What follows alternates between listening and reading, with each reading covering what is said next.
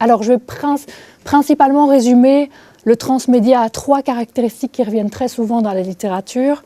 La plupart des auteurs, et notamment Jenkins, et dans le livre dont je vous mets la couverture ici, Convergence Culture, les auteurs qui s'intéressent au transmédia souvent révèlent 3 caractéristiques qui sont centrales. Il y en a parfois d'autres, mais moi je vais partir de celle-là.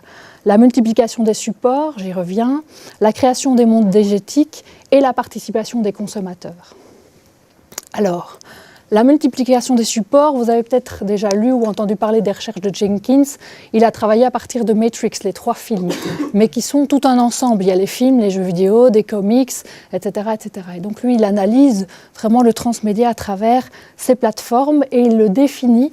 Finalement, le transmédia, c'est une histoire qui se développe et qui se déploie à travers différentes plateformes médiatiques. Il faut une multiplicité des plateformes pour qu'on puisse parler de transmédia.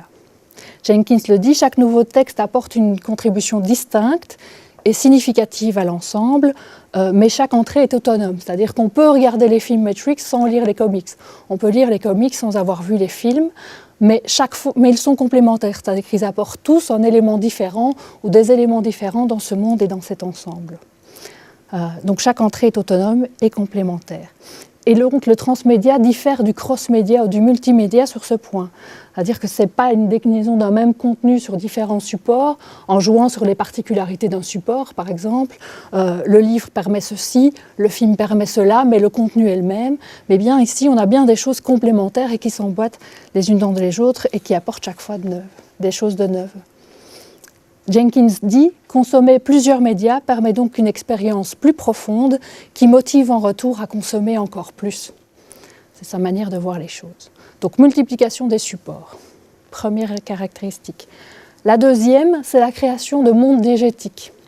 Les auteurs du transmédia dans tous ces états disent que souvent, le transmédia se réduit à un simple lien entre 2 contenus, sur 2 supports. Et eux, ils considèrent que c'est une version très affaiblie du transmédia parce que pour eux, l'aspect fondamental, c'est justement le travail d'écriture de l'histoire que le transmédia permet. Rhaenyra Gambarotto, elle dit effectivement que les univers transmédiatiques sont avant tout des constructions de mondes fictionnels. Et Jenkins le nomme le world making, quelque chose que vous avez peut-être déjà entendu parler. Et Jenkins donne d'ailleurs cette anecdote qui est assez significative. Il dit il a rencontré un scénariste qui était très expérimenté, il ne donne pas son nom, mais il dit un scénariste très expérimenté, qui raconte que quand il a commencé à travailler, il devait vendre une histoire au producteur, parce qu'une histoire, ça fait un bon film. Qu'une décennie après, il a dû commencer à vendre des bons personnages, parce qu'un bon personnage permet plusieurs films. Et la mode des séquelles, des préquels était alors en vigueur. Et il dit aujourd'hui, je dois vendre un monde parce qu'un monde permet de déployer plusieurs personnages et plusieurs histoires liées à ces personnages et de jouer sur différents médias.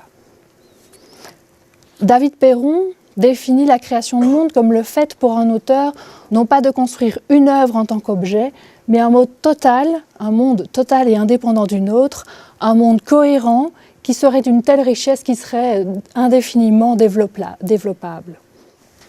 Jenkins lui considère que les récits transmédia sont l'exemple le plus abouti de la convergence culturelle, c'est-à-dire cette possibilité que tous les médias finissent par s'imbriquer.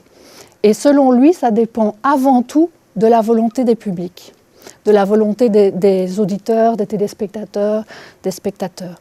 Et il oppose les anciens publics, les anciennes pratiques et les nouveaux publics. Selon lui, les anciens consommateurs, ils étaient passifs, prévisibles, isolés et silencieux. Je ne suis pas tout à fait d'accord avec lui, mais je ne vais pas rentrer dans les détails.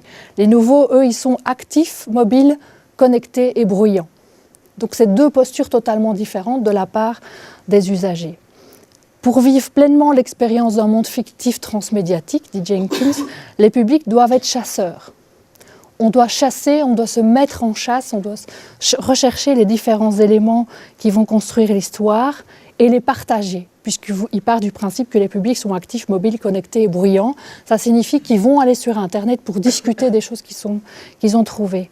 Et d'ailleurs, dans l'exemple de Matrix qu'il donne, il avoue que lui-même n'aurait pas eu la moitié des éléments, la moitié des informations, s'il n'avait pas été sur des forums de fans où les fans alimentent les autres en disant « mais j'ai trouvé ça » ou « j'ai trouvé tel moyen ou tel moyen d'entrer dans le jeu et le jeu permet d'avoir tel indice et c'est intéressant pour telle chose et telle chose ». Donc il le dit lui-même, son livre est aussi tributaire de cette faculté de partage d'informations qu'ont les fans.